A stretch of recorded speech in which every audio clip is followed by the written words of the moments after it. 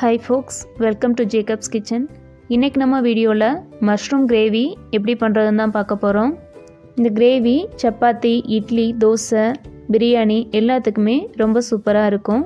Gravy பண்ணுறதுக்கு ஒரு பேனில் 2 டேபிள் ஸ்பூன் எண்ணெய் சேர்த்துட்டு எண்ணெய் சூடானதும் ஒரு பிரியாணி இலை, ஒரு பட்டை, ஒரு அன்னாச்சி மொக்கு, ஒரு கிராம்பு, 1/4 டீஸ்பூன் சீரகம், 1/4 டீஸ்பூன் சோம்பு சேர்த்து இதை நம்ம பொரிய விட்டுறலாம்.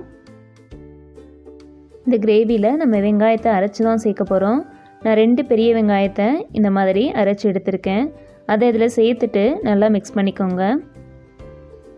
வெங்காயத்தை இந்த மாதிரி அரைச்சி சேர்க்கும்போது நமக்கு கிரேவி நல்லா திக்காக கிடைக்கும். அதுக்காக தான் வெங்காயத்தை நான் அரைச்சி சேர்த்துருக்கேன். வெங்காயம் ஓரளவு வதங்கினதும் இதில் 1/4 டீஸ்பூன் அளவுக்கு இஞ்சி பூண்டு பேஸ்ட்டு சேர்த்து இதனோட பச்சை வாசம் போகிற வரைக்கும் நல்லா வதக்கிக்கோங்க.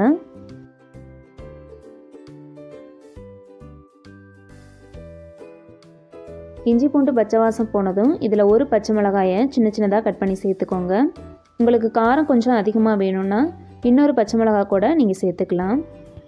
இப்போ இது கூட நம்ம தக்காளியை சேர்த்துடலாம். நான் ஒரு தக்காளியை மிக்சியில் இந்த மாதிரி அரைச்சி எடுத்திருக்கேன்.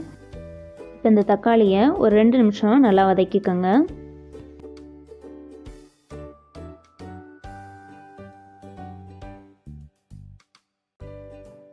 தக்காளி ஓரளவு வதங்கினதும் இந்த கிரேவிக்கு தேவையான அளவு உப்பு சேர்த்து தக்காளி பச்சை வாசம் போய் எண்ணெய் பிரிஞ்சு வர வரைக்கும் இதை வேக வச்சுக்கலாம்.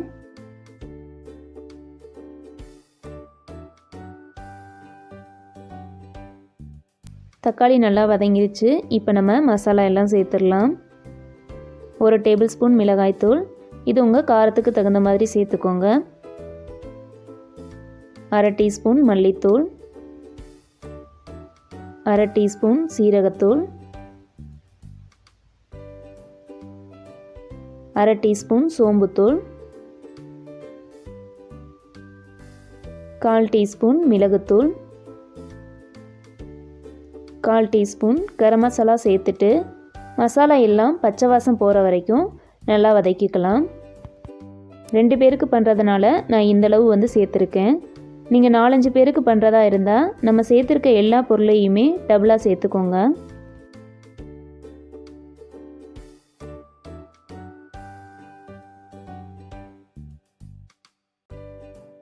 மசாலா நல்லா வதங்கிருச்சு. இப்போ நம்ம மஷ்ரூம் சேர்த்துடலாம். நான் 150 கிராம் மஷ்ரூம் எடுத்திருக்கேன்.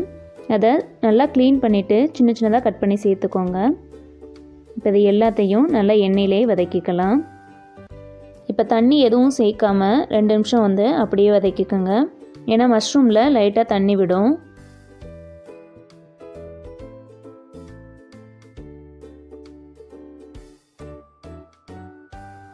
மஷ்ரூம் லைட்டாக வதங்கினதும் இப்போ இதில் நம்ம தண்ணி சேர்த்துடலாம். நான் 1 கிளாஸ் அளவுக்கு தண்ணி சேர்த்துக்கிறேன். காளான் கொஞ்சம் தண்ணி விடும், அதனால் பார்த்து சேர்த்துக்கோங்க. உங்களுக்கு கிரேவி ரொம்ப கெட்டியாக வேணும்னா 1/2 கிளாஸ் தண்ணி போதும். கொஞ்சம் அதிகமாக வேணும்னா இன்னொரு 1/2 கிளாஸ் கூட சேர்த்துக்கோங்க. இப்போ இதை நல்லா கலந்து விட்டு ஒரு 2 நிமிஷம் அப்படியே கொதிக்க வச்சிடலாம்.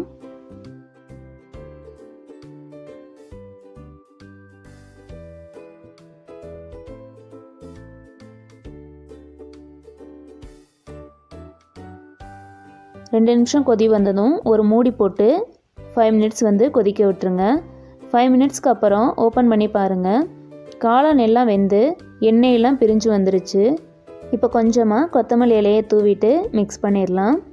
உங்களுக்கு பார்க்கும்போதே தெரியும் மஷ்ரூம் எல்லாம் நல்லா வெந்து கிரேவியும் நல்லா கெட்டியாயிருச்சு. நம்ம வெங்காயமும் தக்காளியும் பச்சையாக அரைச்சி சேர்த்ததுனால கிரேவி ரொம்ப டேஸ்ட்டாக இருக்கும்.